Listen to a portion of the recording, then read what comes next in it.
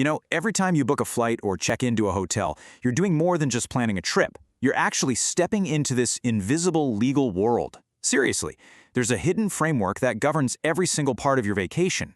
So let's pull back that curtain and take a look at the invisible laws that shape every journey you take.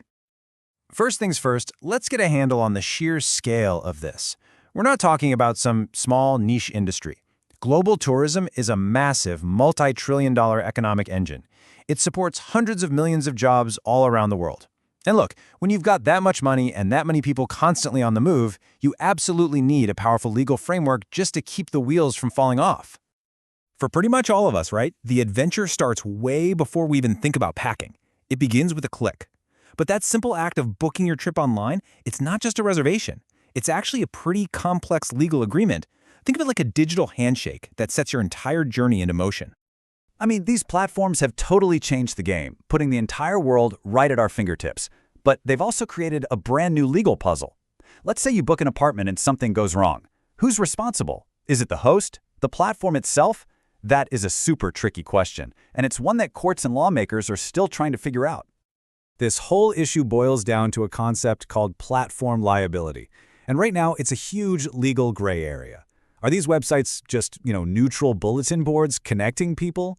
Or do they have a real legal duty to make sure you're safe and satisfied? Answering that is honestly one of the biggest challenges in modern tourism law.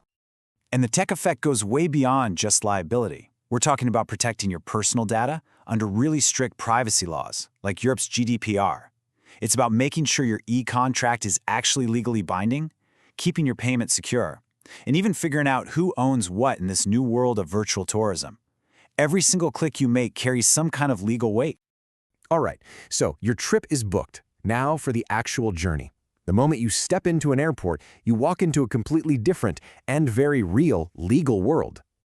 Just think about all the invisible rules that kick in all at once. You've got visa laws deciding if you can even enter a country. Aviation laws protect your rights if your flight gets delayed or canceled. We've all gotten very familiar with international health standards lately. And of course, customs regulations tell you what you can and can't bring home. It's this incredibly complex system, all designed to keep millions of us moving safely across borders. So, you've made it. You drop your bags at the hotel, you check in. From that moment on, the hotel, or the resort, or the host, they owe you something really fundamental. It's called a duty of care. This legal principle basically means they are now officially responsible for taking reasonable steps to keep you safe while you're on their property. So, let's get specific. What does that duty of care actually look like? Beyond a comfy bed and a clean room, what are your legal rights as a guest? What does your hotel legally owe you? Well, this duty covers way more than you might think. Premises liability, that just means you shouldn't have to worry about a slippery floor in the lobby.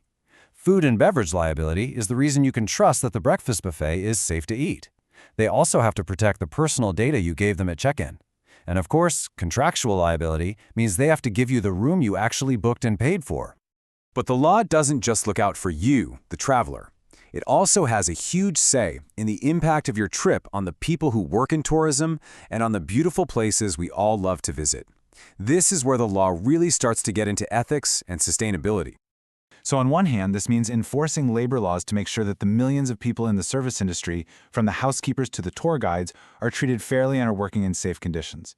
At the same time, there's this growing body of environmental law that requires tour operators to manage their waste, conserve water, and generally be good stewards of the destinations we enjoy. Both are absolutely essential for the future of travel. Okay, but let's be real. No matter how perfectly you plan, travel can be unpredictable. A booking gets canceled, a tour is nothing like what was promised, or maybe an accident happens. When it does, it's super frustrating. But the good news is, the law provides clear pathways for you to find a solution.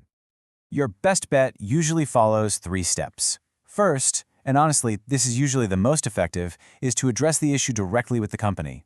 If that doesn't get you anywhere, you can escalate to something like mediation or arbitration, which are way less formal and cheaper than going to court.